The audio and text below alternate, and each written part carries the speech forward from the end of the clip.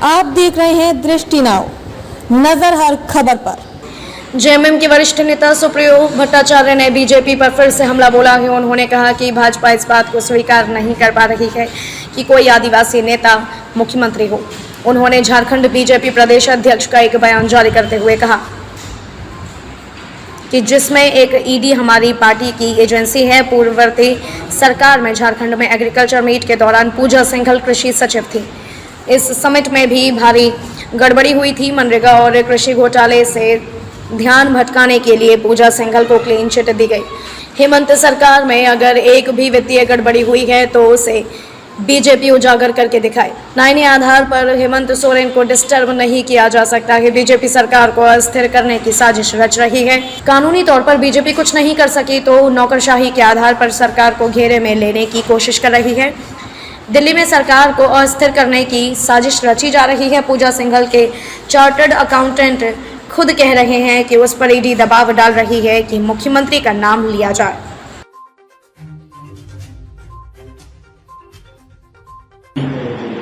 और संविधान के निर्माताओं ने इतना चेक बैलेंस करके संविधान को बनाया कि दुनिया में ये सर्वोत्तम संविधान है।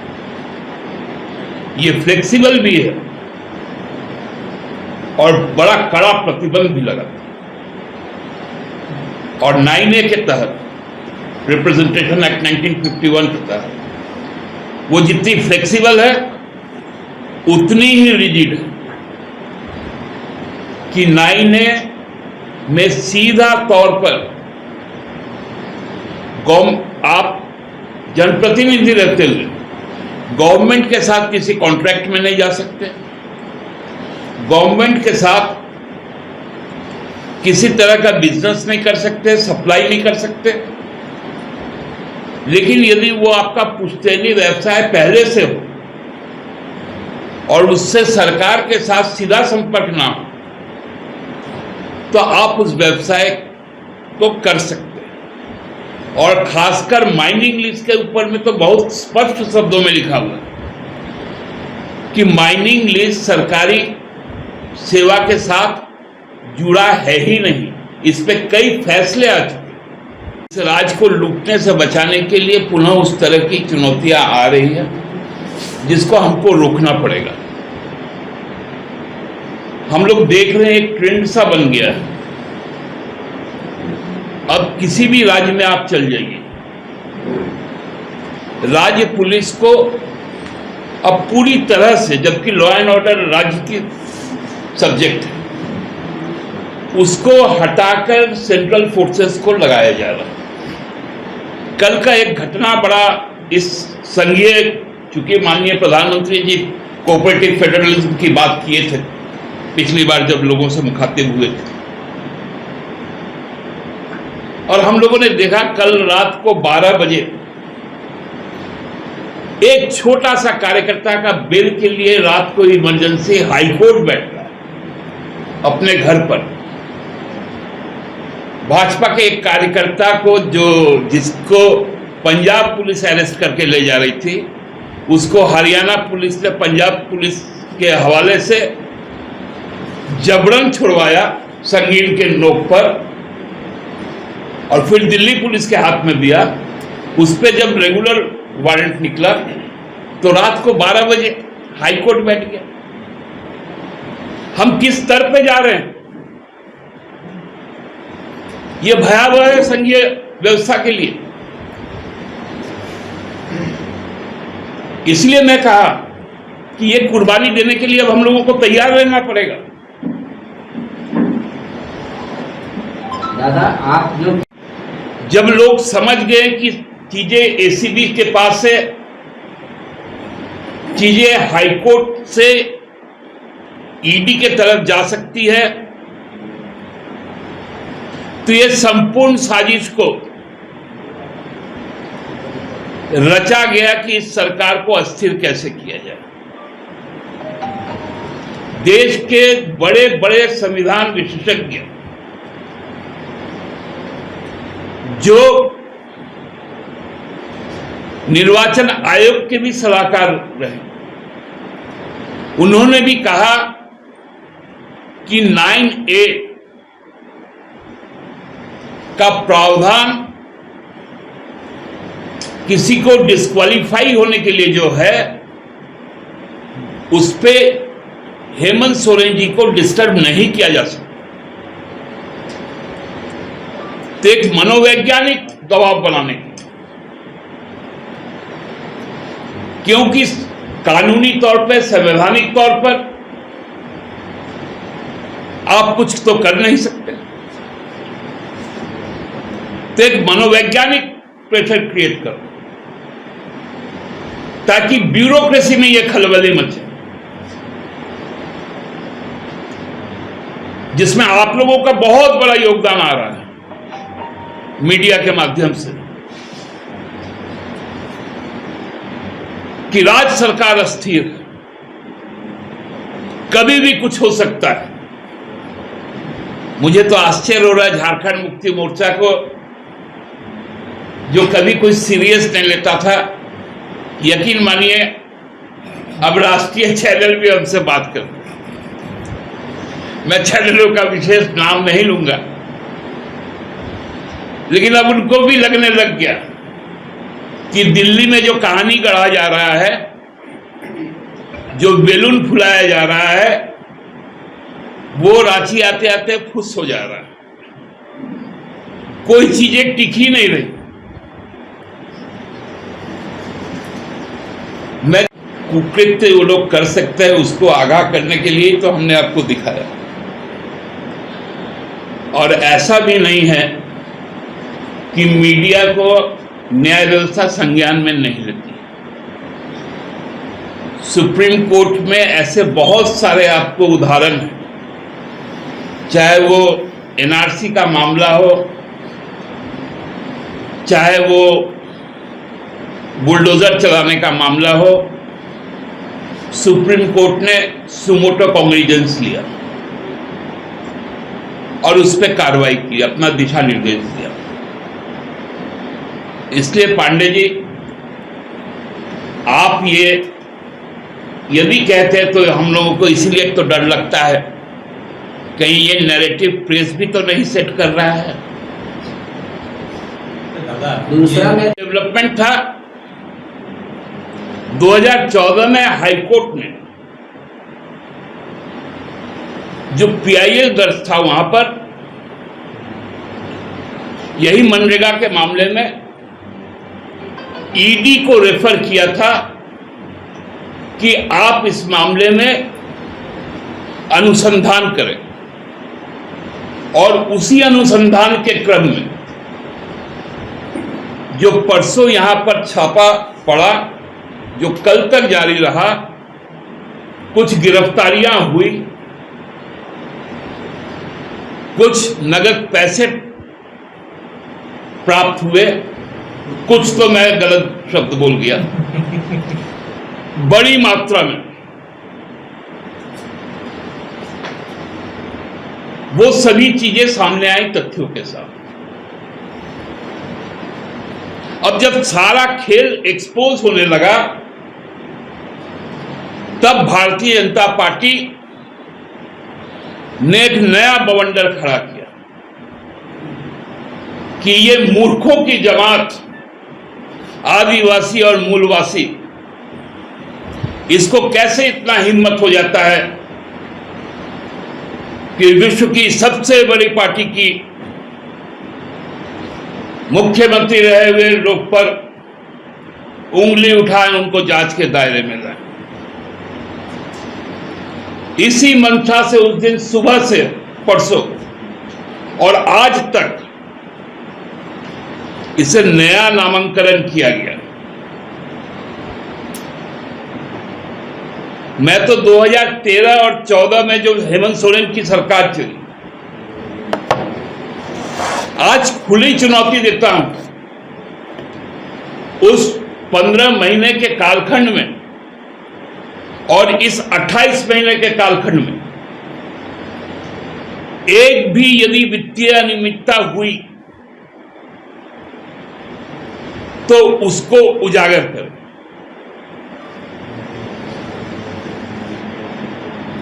क्लिपिंग्स आप लोगों को इसलिए दिखाने का काम किया कि डे 1 से हम लोग जिन बातों को कह रहे हैं ये तथ्यों के साथ मीडिया के माध्यम से लोगों के बीच में आया। भारतीय जनता पार्टी के प्रदेश अध्यक्ष खुलकर इस बात को स्वीकार कर रहे हैं कि ईडी हमारा एजेंसी है।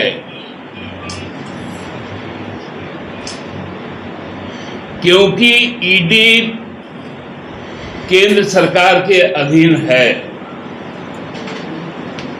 केंद्र में भारतीय जनता पार्टी की सरकार है,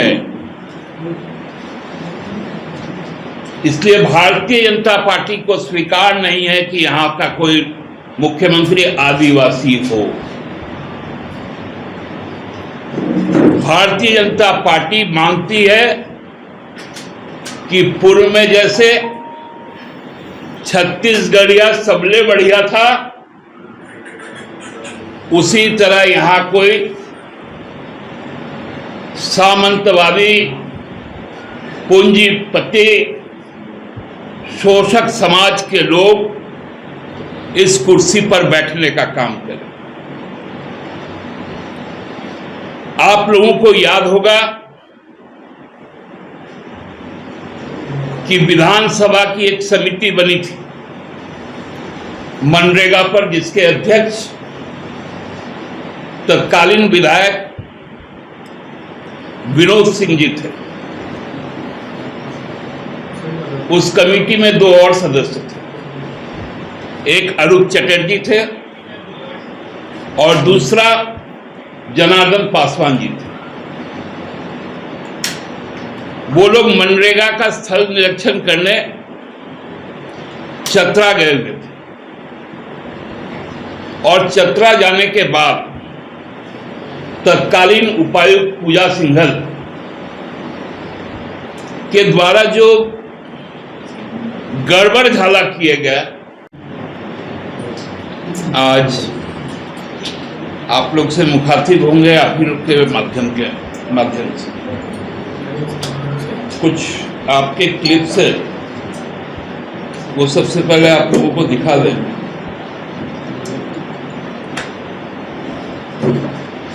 पहला क्लिप ये, इसको थोड़ा सुनिए।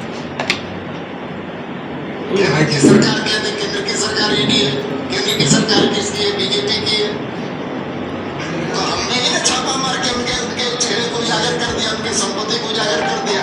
और कई लोग हैं, केंद्र की सरकार कहते, केंद्र की सरकार ईडी है, केंद्र की सरकार किसकी है? बीजेपी की है। तो हमने ही छापा मार के उनके चेहरे को उजागर कर दिया, उनकी संपत्ति को उजागर कर दिया।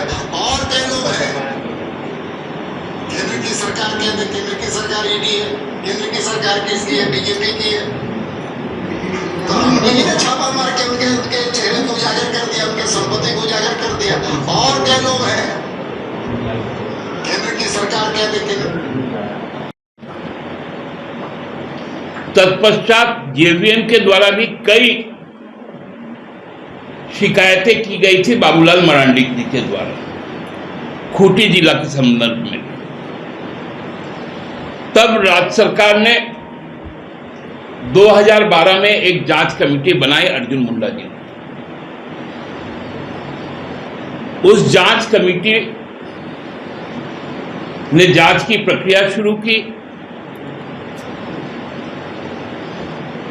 और 2016 में तत्कालीन जो कार्मिक सचिव थी निधि खरे जी, उन्होंने अपने रिपोर्ट में बताया कि मनरेगा में भारी अनियमितता है और इस अनियमितता के लिए पूजा सिंघल जी दोषी हैं। ये रिपोर्ट जैसे ही कार्मिक विभाग से आया, क्योंकि उसी वक्त आप पुनः पीछे जाइए, यहां पर एक एग्रीकल्चर समिट हुआ था 2016 में। उस समय कृषि सचिव यही पूजा सिंघल जी थी। उसमें भी कई गड़बड़ झाला हुआ था, तो वो गड़बड़ झाला भी सामने ना आ पाए तो एक विशेष कमेटी बनाया गया तत्कालीन अपर मुख्य सचिव एपी सिंह के नेतृत्व में, जिसका कागज कल हम लोगों ने आपको सौंपा है। उस जांच कमेटी ने उनको दोषमुक्त करार दिया और तत्पश्चात रघुवर जी की सरकार ने उन्हें प्रोन्नति दी। ये भारतीय जनता पार्टी के प्रदेश अध्यक्ष। एक और वीडियो आप लोग के पास में आप लोग के माध्यम से आया।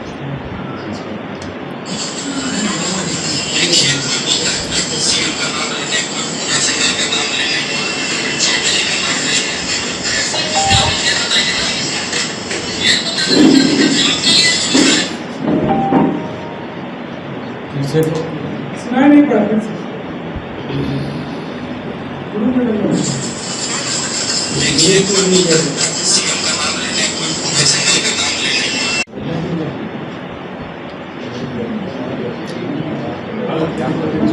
हमारे मित्र पूछते थे कि तुम लोग का सरकार रहेगा। हम पूछे ये सवाल आता कहां से, जब विधानसभा में संख्या बल हमारे साथ है, हमारे पास में पुख्ता नेता है, एक अगल मंत्रिमंडल है, तो सरकार फिर से कहां से नया आएगा? क्योंकि वो लोग भी इस भ्रम में है भारतीय जनता पार्टी का, और नाहक भ्रम। अब जो अभियुक्त पकड़ा है, जो गिरफ्तार हुआ है, वो कह रहा है सरेआम अपने मुंह से कि मुझ पे दबाव बनाया जा रहा है बोलने के लिए कि ये पैसा हेमंत सोरेन जी का।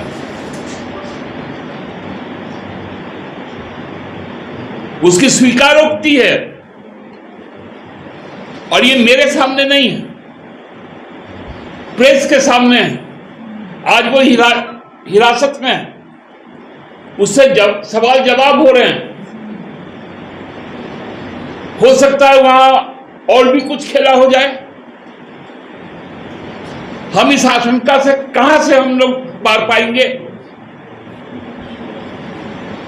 क्योंकि जब कोई सेंट्रल एजेंसी के या कोई भी थाना में भी यदि कोई पकड़ाता है, तो ये तो आईएएस आईपीएस लोग हैं, तो एक सिपाही भी जो करने बोलता है वो कर लेता है। मतलब क्या भयंकर एक पटकथा लिखी गई है। मैं उससे आपको आगाह करवा रहा हूं कि तुम बोलो ये सारा पैसा हेमंत सोरेन का है, क्योंकि दीपक जी बोलते हैं कि केंद्र हमारा है, भाजपा हमारा है, ईडी हमारी है, सीबीआई हमारा है, आईटी हमारा है, एनआईए हमारा है, हम जो चाहेंगे वो करेंगे। आंदोलन में जिस प्रकार से हम लोगों को शहादत देना पड़ा, कुर्बानी देना पड़ा, उससे भी बड़ा शहादत और कुर्बानी राज्य बचाने के आंदोलन में करना पड़ेगा। झारखंडियत को बचाने के लिए करना पड़ेगा। इस इलाके को लूटने से बचाने के लिए करना पड़ेगा। मोमेंटम झारखंड का कुछ हम लोग आपको दिखाए थे झलकी। आप लोगों से हमने कुछ कंपनियों का भी शेयर किया था, किस प्रकार लूट मचाई गई।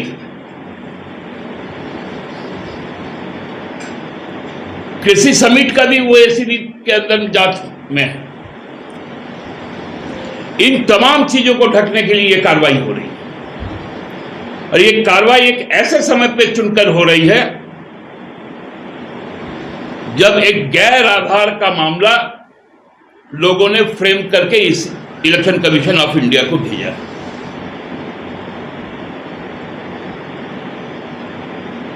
ये बहुत बड़ी साजिश है। इस साजिश से हम डरने वाले कतई नहीं हैं। केवल राज्यवासियों को आगाह करने के लिए कि हमने अपने प्रयास से पारा टीचर के आंदोलन को सुलझाने का काम किया। आने वाले दिनों में हम स्थानीयता को लेकर, नियोजन नीति को लेकर, लोगों के रोजगार देने को लेकर, किसानों की ऋण माफ करने को लेकर जो योजनाएं बना रहे हैं उनको बाधित करने का, खंडित करने का ये कुचक्र किया जा रहा है। इसलिए राज्यवासियों को आगाह करने के लिए आप लोग के माध्यम से हम अपील करना चाहेंगे कि इस साजिश के खिलाफ राज्य के लोग तैयार हो जाएं, क्योंकि अब लड़ाई शुरू हो चुकी है हमारे अस्तित्व की, हमारे अधिकार के, हमारे सम्मान की।